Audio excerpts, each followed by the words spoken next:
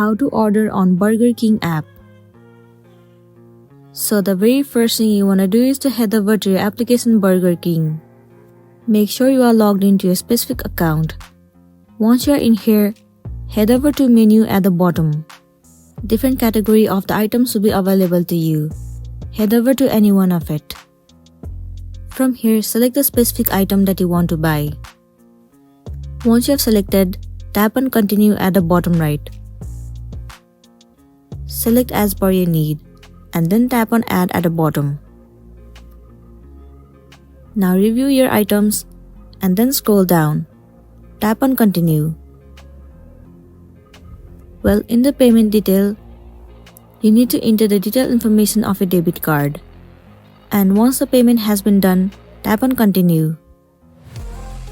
And there you go, your order has been placed successfully. Now within some time, your order will be delivered to you and you'll be good to go. So that's it, and this is simply how you can order on Burger King app. I really hope this video is going to be helpful for you. If it does, please make sure to like and subscribe to our channel. And thank you for watching it till the end.